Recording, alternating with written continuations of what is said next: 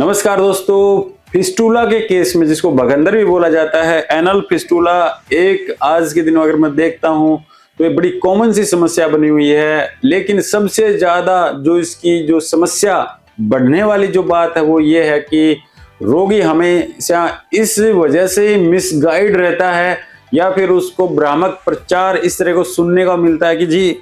Fistula या piles या जो फीसर है कुछ सेकंडों में ठीक, ठंडी मशीन से ठीक, या फिर लेजर से सेकंडों में ठीक, या फिर कुछ लोग ये बोलते हैं कि एक टिक्के से जड़ से खत्म सब कुछ, जैसे कि पाइल्स हैं, बवासीर हैं, फिस्टूला है या फिर फीसर है।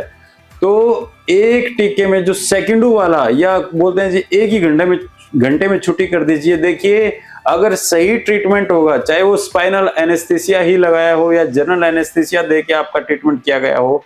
तो कम से कम 48 घंटे तक उस रोगी की छुट्टी नहीं होनी चाहिए। नहीं तो उस रोगी के साथ कई बार भीषण समस्याएं हो जाती हैं, उसको कार्डियक प्रॉब्लम्स हो सकते हैं, उसको सिंकोप मतलब उसको चक्कर आ सकते हैं, या फिर उसको हेडेक रह सकता है, काफी दिन तक बुखार रह सकता है, इन्फेक्शन हो सकता है। तो मैं तो ये कहूंगा कि कभी भी रोगी को ये नहीं सोचना चाहिए कि मैं 1 घंटे में या 10 मिनट में या 5 मिनट में या कुछ सेकंड में सारी समस्याओं को जो समाधान करने वाला जो भ्रामक प्रचार होता है उससे मिसगाइड नहीं होना चाहिए। चाहे भले ही एक ही पाइल्स मतलब बवासीर है, इंटरनल हेमोरॉइड है, तब भी उसके ऑपरेशन में कम से कम अगर उसको स्पाइनल एनेस्थीसिया जनरल एनेस्थीसिया में करना होगा तो लगभग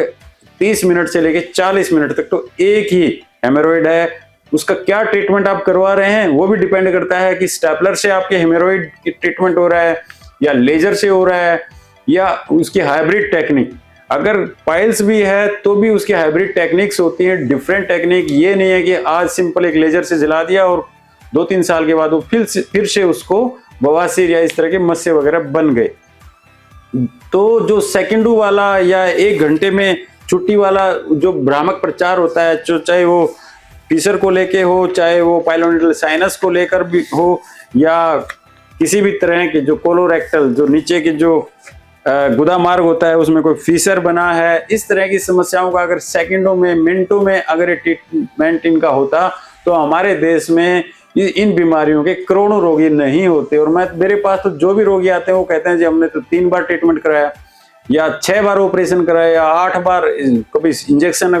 कुछ रोगी तो ये भी आते हैं कि जी हमने इतनी जगह इलाज कराया, उसके बाद HCV काला पीलिया या फिर HIV या फिर एड्स जैसी रोग उनको पकड़ लेते। क्यों पकड़ लेते हैं? क्योंकि वे जहां उनको सोशल मीडिया पे सुनाई देता है या जहां भी उनको एक क्यों कह देते हैं ना जड़ से इलाज वाली गारंटी वाला जो एक शब्दावली उनको सुनने को मिलती है, तो बेचारे वहीं चले जाते हैं। और वहां के जो झोला छाप भाई लोग हैं या फिर जो भी क्वैक्स हैं वो क्या करते हैं कि वो एक ही औजार है,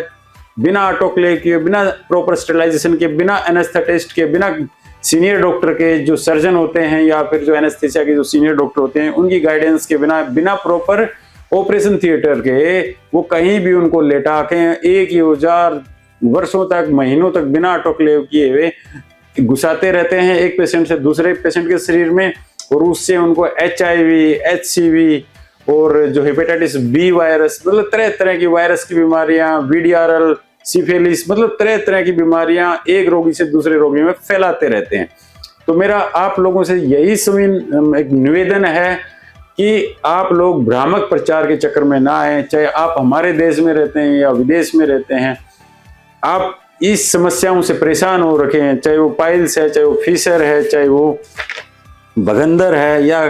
कोलोरेक्टल कैंसर है या रेक्टल प्रोलैप्स है, तो आप कोलोरेक्टल सर्जन को ही जरूर दिखाएं और वहीं पर आपका ट्रीटमेंट होगा। और वो सेकंड और मिनटों वाला खेल नहीं होगा, वो दिनों में कम से कम 6 हफ्ते में जाकर रोगी ऑपरेशन के बाद ठीक होता है।